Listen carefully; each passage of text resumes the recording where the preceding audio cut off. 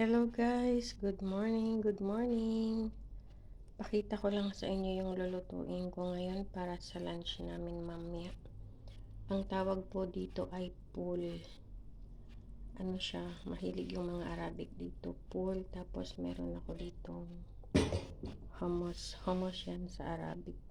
Pero sa ano yan, sa English yan, chickpeas. Ayun, garbanzo sa Tagalog.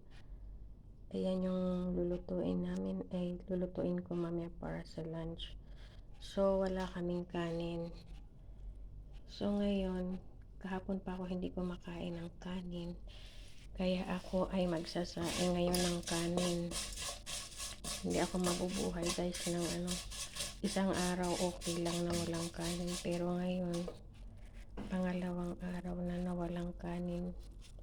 Hindi na kaya ng katawan ko. Kaya ako ay magsasaing ng kanin. Ayan. Ganito magsaing ng kanin dito guys. Yan mga vermicelli to guys. Iyaano ko muna yun sa papa-brownin ko muna yan bago ilalagay yung bigas. Ayan. Kahit walang ulam guys, basta may kanin okay lang. Meron naman ako ditong guys, ayan.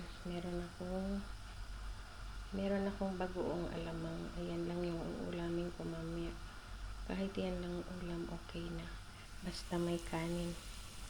Ayan guys, naba-brown na yung niya. Nag-golden brown na yung kanyang kulay. So ngayon, alagay na natin yung bigas. Yan. Yan, ganyan lang pagkain guys. Yung bigas dito guys.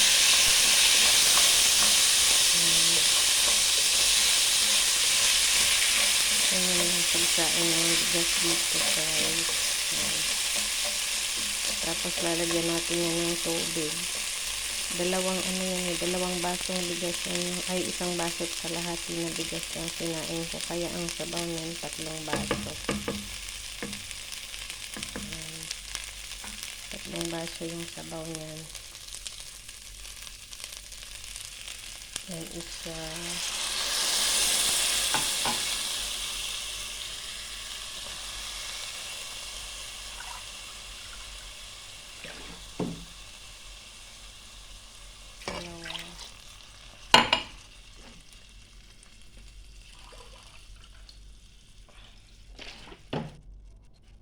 Yan, 3 na yung sabaw.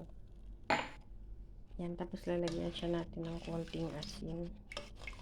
Hindi kasi sila kumakain dito ng kanin na walang asin. Kailangan merong asin.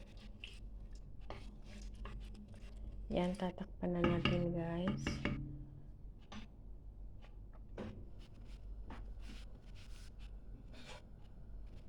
Yan, tapos ito rin, lulutuin ko na siya ngayon. Yan lang yung lunch nila, walang kanin. Yan, binabad ko yan kagabi magdamag para madali lang siyang lutuin para hindi masyadong maano sa gas. Ayan, thank you for watching guys. Bye.